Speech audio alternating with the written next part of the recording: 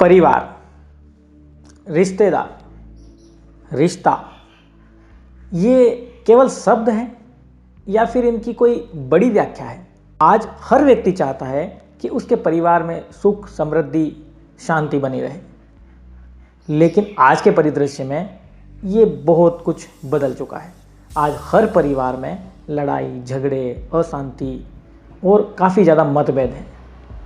तो क्या कारण है इसके, और क्या ऐसी वजह है कि ये सब बढ़ता जा रहा है, और ऐसे क्या उपाय किए जा सकते हैं जिसकी वजह से फिर से परिवारों में शांति, सद्भावना, प्रेम, आदर स्थापित हो? चलिए आज एक कहानी के माध्यम से समझते हैं। मैं आपको कहानी सुनाऊं और आप उसमें खो जाएं, उससे पहले चैनल को सब्सक्राइब कर लीजिए। तो चलिए शुरू करते हैं। एक बार की बात है, एक गांव में दो भाई रहते थे। अपने पिताजी के द्वारा दिए गए व्यवसाय को दोनों भाई बड़ी शिद्दत से चलाते थे।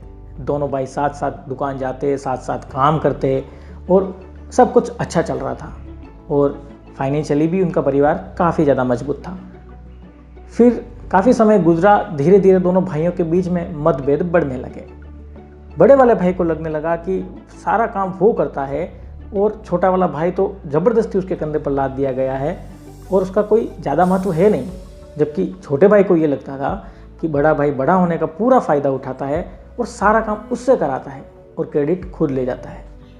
धीरे धीरे दोनों भाइयों के बीच लड़ाई होने लगी। शुरुआत में सेठ जी को दोनों भाइयों के बीच बढ़ती दूरियां देखकर थोड़ी चिंता होने लगी, लेकिन उन्होंने इसे इग्नोर करते गए। उन्होंने सोचा कि दोनों भाई जब छोटे थे तब भी उनके बीच लड़ाइयाँ होती थी और फिर वो जल्दी एक हो जाया करते थे। अब भी शायद कुछ ऐसा ही होगा, लेकिन ऐसा कुछ नहीं हुआ। लड़ाई बढ़ती गई। बढ़ती लड़ाई को देख सेठ जी बड़े चिंतित हुए। फिर उन्होंने सोचा कि दोनों भाइयों की शादियां करवा देते हैं। इनके कंधों पर जिम्मेदारी आएगी तो शायद ये सब ठीक हो जाएगा। दोनों भाइयों की बड़े धूमधाम से शादी कर दी गई। लेकिन ये क्या, शादी के बाद तो झगड़े कम होने की बजाय और बढ़ने लगे। दुकान पर दोनों भाइयों का झगड़ा, घर पर दोनों बहुओं का झगड़ा। दोनों जो नई बहुएं थी, दोनों भाइयों की पत्नियां, वो भी काम को लेकर के आपस में झगड़ने लगी। अब सेठ जी बड़े परेशान रहने लगे। और दोनों भाई जब भी अपने किसी दोस्त के पास, किसी रिश्तेदार के पास जाते तो एक दूसरे की ही बात करते। बड़ा वाला भाई छोटे वाले भाई के लिए बात करता कि यार सारा काम मैं करता हूँ, और छोटा वाला भाई तो मुफ्त में मेरे कंधे पर लाद दिया गया। तो उसके रिश्तेदार और दोस्त कहते, हाँ हाँ बड़े भैया, आप तो सारा काम करते हैं, आपके पिताजी ने सारी जिम्मेदारी आपको दे रखी है, और आज से नहीं, शुरू से ही आपके ऊपर सारा काम डाल रखा है, और आप तो आपका करेंगे या छोटे भाई का करेंगे। बड़े वाले भाई के दिमाग में ये बात घर कर जाती है। और जब इधर छोटा वाला भाई अपने दोस्तों के साथ, अपने रिश्तेदारों के साथ जब भी बैठता, वो बड़े भाई की ही बात करता। वो कहता कि बड़ा भाई बड़ा होने के नाते हमेशा मेरा शोषण करता है, सारा काम मुझसे कराता है और क्रेडिट खुद ले जाता है। तो उसके रिश्तेदार और दोस्त उसे कहते, हाँ हाँ बिल्कुल सही बात है, आपका बड़ा भाई आपके छोटे होने का पूरा फ़ायदा उठा रहा है। कहीं ऐसा ना हो कि वो व्यापार अकेला हड़प कर जाए, अपने पिताजी की संपत्ति पर अकेला अधिकार कर ले, और जब व्यवसाय बहुत अच्छा जम जाएगा तो आपको कहीं धंधे से बाहर ना निकाल ले। छोटे भाई के दिमाग में भी बात घर कर गई।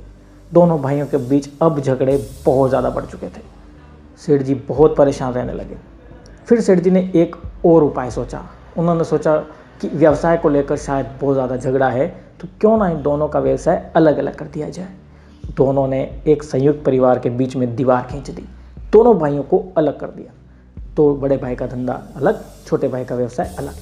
अब दोनों परिवार अलग अलग रहने लगे। फिर उसके बाद दोनों भाई एक दूसरे से इस प्रतिशोध का बदला लेने के लिए तड़पने लगे। दोनों भाई हमेशा एक दूसरे के खिलाफ साजिश करने लगे। अब तक आसपास के दूसरे व्यापारियों को और सभी लोगों को ये पता चल चुका था कि इन दोनों भाइयों के बीच में बहुत ज़्यादा मतभेद है। लोगों ने इसका फ़ायदा उठाया। दूसरे व्यापारियों ने दोनों भाइयों को एक दूसरे के प्रति भड़काया। कहा कि अगर आप चाहते हो आपके दूसरे भाई का धंधा खत्म हो जाए तो आप अपने सामान को कम रेट पर बेचना शुरू कीजिए। और दोनों भाई लोगों की बातों में आए। बड़ा वाला भाई लोगों को हमेशा यही कहता कि छोटे वाले के वहाँ तो आप सामान मत खरीदिए, वो तो माल में मिलावट करता है, आप मुझसे माल खरीदिए, मैं आपको कम रेट में माल दे दूँगा। और ऐसा ही छोटा भाई भी करता। धीरे धीरे धीरे धीरे लोगों ने उसका पूरा फ़ायदा उठाया और दोनों का व्यापार बढ़ने के बजाय कम होता चला गया, और धीरे धीरे दोनों बर्बादी की कगार पर आ गए। जो परिवार सुख संपत्ति और धन संपदा से संपन्न था और दोनों भाइयों के बीच में अच्छा चल रहा था, वो परिवार अब सड़क पर आ चुका था।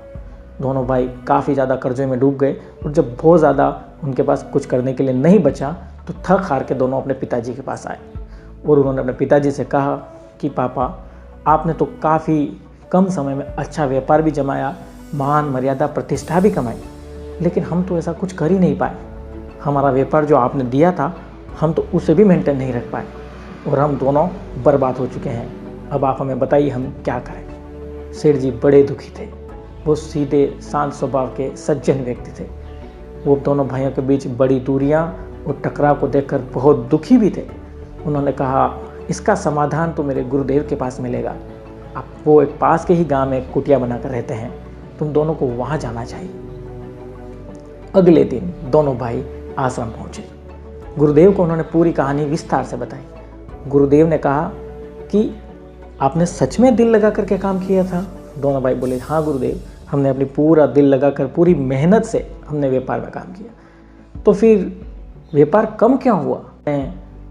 हमारी दुकान का सामान एक दूसरे की दुकान से कम रेट में बेचना शुरू किया, या तक कि बहुत सी बार उधार भी दिया ताकि ग्राहक हमसे जुड़ा रहे और सिर्फ हमसे माल ले। तो गुरुदेव ने पूछा, आपने ये ऐसा क्यों किया? ऐसा करने के लिए आपको किसने सलाह दी? तो दोनों भाई बताया आपने अपने स्तर से कि मुझे मेरे दोस्तों ने सलाह दी, एक ने कहा मेरे रिश्तेदारों ने सलाह दी, एक ने कहा मेरे चाचा ने मुझे ये सलाह दी, एक ने कहा कि मेरे साले जी ने मुझे ये सलाह दी। तब गुरुदेव बड़ा मुस्कुराए और उन्होंने कहा, यही तुम्हारी बर्बादी का असली कारण है। दोनों भाई हक्के बक्के थे, वो समझ नहीं पा रहे थे कि गुरुदेव क्या कह रहे हैं। उन्होंने कहा, गुरुदेव हम नहीं समझ पा रहे हैं कि आप क्या कह रहे हैं।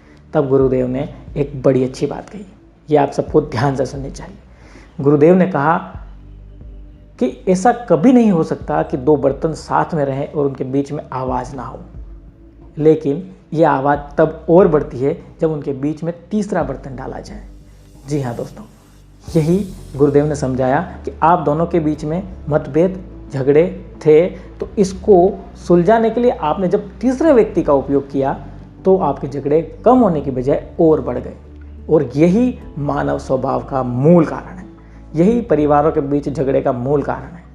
अगर आप आपका झगड़ा किसी दूसरे व्यक्ति से, अपने रिश्तेदार से, दोस्त से बताते हैं तो बहुत कम चांस ऐसे होते हैं जब आपकी समस्या का समाधान ढूंढ पाएं, बल्कि आपकी समस्या और बढ़ने वाली है। उनकी शिक्षा से दोनों भाइयों को अब कुछ समझ में आने लगा था। फिर गुरुदेव की बात सुनकर दोनों भाई रोने लगे और दोनों ने एक दूसरे को माफ़ी मांगते हुए गले लगा लिया। और सेठ जी ये देख करके बड़ा खुश हुए और गुरुदेव से वचन लेकर गए कि आज के बाद हम कोई मतभेद नहीं रखेंगे। और दोनों ने अपना व्यवसाय फिर से शुरू किया। दोनों ने गुरुदेव से वादा किया कि आज के बाद हम ना कोई मतभेद रखेंगे और ना ही किसी दूसरे तीसरे व्यक्ति से सलाह लेंगे। दोनों भाई घर आए, अपना व्यवसाय साथ में शुरू किया और फिर साथ में रहने लगे और बहुत ही कम समय में फिर से वो प्रगति की ओर बढ़ पड़े। दोस्तों, आज की कहानी का मूल सार यही है, जब भी हमारे बीच में झगड़े होते हैं तो हम अपनों पर विश्वास करने की बजाय बाहर के व्यक्ति से ये उम्मीद करते हैं कि वो हम दोनों भाइयों के बीच के झगड़ों को सॉल्यूशन करा देगा।